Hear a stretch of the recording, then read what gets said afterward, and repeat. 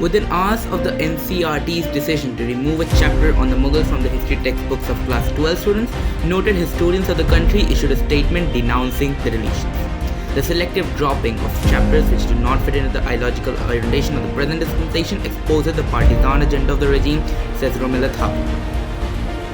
Driven by such an agenda, the chapter's title, Kings and Chronicles, the Mughals Code, has been deleted.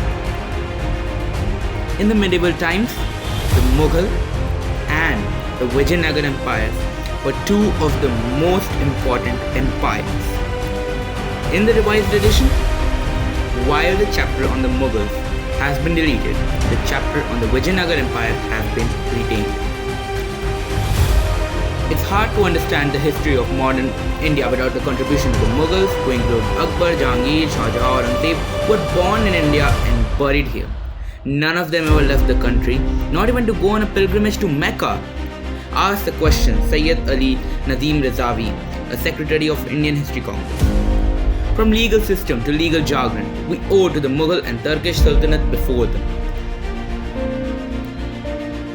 Words like Wakalatnama, Kacheri, Darbar, we owe them all to the Mughals. Today, when a large number of Indians consider Lord Ram as a major deity, we have to thank Tulsidas, who wrote his version of Ramayana during the Mughal period. Also, Vrindavan, associated with Lord Krishna, developed thanks to Chaitanya saints who were given grants by Mughals and helped Vrindavan and Mathura emerge as a key center for Bhakti. It all started with Babur when he defeated Ibrahim Lodi in the first battle of Panipat in 1526 and went on to capture all of North India in his brief reign of 4 years. Babur's victory was to usher in a prolonged period of political stability for the next nearly 2 centuries or 200 years. His grandson Akbar ruled for 50 years, as did Akbar's great-grandson, while his son Jahangir and Shah Jahan ruled for over 20 years each, making sure that there was consistency. Their influence gradually reduced from 707 onwards, and the last Mughal, Bahadur Shah Zafar, was only a symbolic leader during the revolt of 1857. However, in this symbolism lay a message. Common Indians, as evidenced by the Sipahis uprising, considered Mughals to be their kings, hence the leadership role to Zafar. This was a throwback to the golden era of the Great Mughals. The later Mughals, post 707, had done nothing to earn that kind of trust. Aurangzeb's prolonged battle in the Deccan had enfeebled the state's finances, and his successors were unable to replenish the lost treasure. To augment resources, Aurangzeb had imposed jizya, a tax solely on non-Muslims, which proved detrimental in the long run. Once Aurangzeb passed away in 707, his successors proved incapable of ruling over a huge, unwieldy empire. Their interventions in battles didn't help them all. Many like Muhammad Shah Rangila were given to a life of debauchery. Now add to that the gradual advance of the East India Company in India, and the latter Mughals proved unequal to the tasks of defending their empires.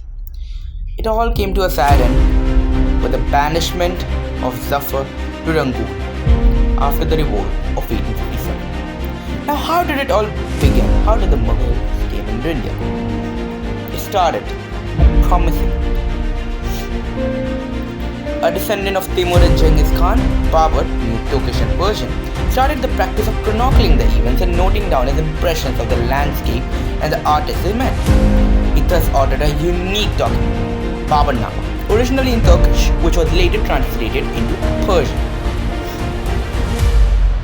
Not just Baburnama, the Ramayana, the Mahabharata, and the Upanishads were also translated during the Mughal era. The first translations of texts like the Ramayana and Mahabharata in any language from Sanskrit was done under the Mughals. Now Tara Shukr translated 25 Upanishads into Persian. He also translated Yoga Vasishtha, says Mr. Rizab. Incidentally, Shukr, the man who never became the king, was way ahead of the man. Eldest son of Shah Jahan, he was a Sunni Muslim who associated closely with Hindu philosophers and Christian priests during his time. He was as Winston Smith wrote in the Oxford History of India, deeply imbued with the pantheistic mysticism of the Sufis. Shuko early inherited all this from Jalaluddin Akbar, the emperor who built Ibadat Khana, where scholarly debates were held between Brahmins, Christians, Jains. It was a move way ahead of the time, when one thinks until then the religion of the emperor was supposed to be the religion of the kingdom. It was way ahead of that. The modern Ganga Jamuni Tehzeeb systems, from that shared feeling, a synthesis of different cultures. Make sure that you have liked the video, subscribe to the channel and hit the bell icon too. The philosophical discussions during the time of Akbar and his son Jahangir led to intermingling among commoners. In Mughal India, Hindus and Muslims lived cheek by jowl in the same society. The respect extended to places of worship. Often land grants for temples were made by the Mughal emperors. Even the much maligned Aurangzeb issued grants. Now, how vast was the Mughal Empire, you might ask? By the end of the reign of Akbar, the population of the Mughal kingdom exceeded that of entire Europe, and the Mughal wealth was unmatched. Now, as Mr. Zawi put it, today there is a talk of a Kandahar. This was a reality under the Mughals, who controlled the entire subcontinent comprising parts of major Indian neighbors. Shah Jahan was the first Indian ruler after Ashoka to reach Balkh and Badakhshan.